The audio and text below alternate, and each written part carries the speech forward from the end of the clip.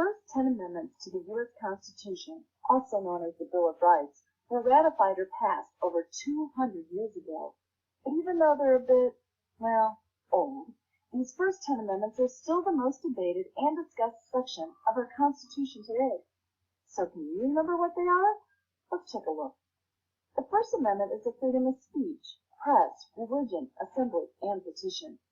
This may be the most revered of the amendments. The First Amendment protects our rights to say and write our opinions, worship how we please, assemble together peacefully, and petition our government if we feel the need.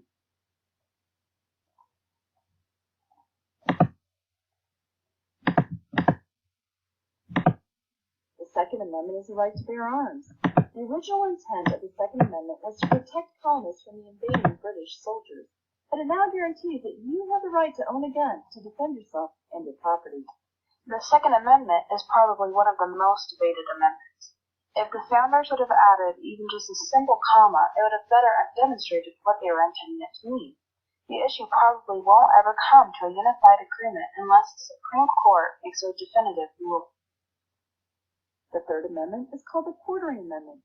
It was written in response to the British occupation and as a result of the colonists having to house or quarter soldiers in their homes during the American Revolution. Because of this amendment, our government can never force us to house soldiers in our home. The Fourth Amendment is the right to search and seizure. The police can't come into our home without a search warrant and take our personal property. Today, many concerns have arisen about our rights to privacy and technology.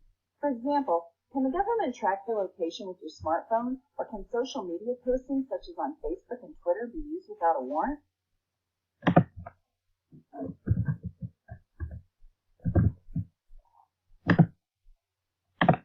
On to the Fifth.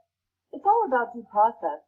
You've probably heard the phrase, "I plead the Fifth," in movies or on TV.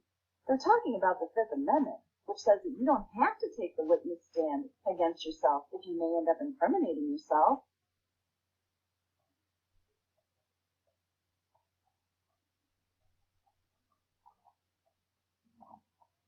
Okay, we're halfway done. The Sixth and Seventh Amendments are about how the legal system works. If you're accused of a crime, you have the right to a speedy public trial and an impartial jury. You also have the right to a lawyer and the right to take the stand if you choose. This is important because it will prevent the accused from sitting in prison forever and insist that the prosecution proceed with undue delay. The Seventh says you have the right to a jury trial where 12 impartial peers decide your innocence or guilt in the courtroom as opposed to a judge doing it all alone. The Eighth Amendment prohibits cruel and unusual punishment. Is the death penalty cruel? Is it unusual? It's hard for Americans to agree on a definition of cruel and unusual. The Ninth and Tenth Amendments are called the Non-Rights Amendments. They say that the rights not listed in the Bill of Rights are retained by the people in the states. You have other rights that are not listed in the Constitution, and the states have the right to make their own policies, like instituting state taxes. So, now you know all 10 amendments. Can you remember them all? If not,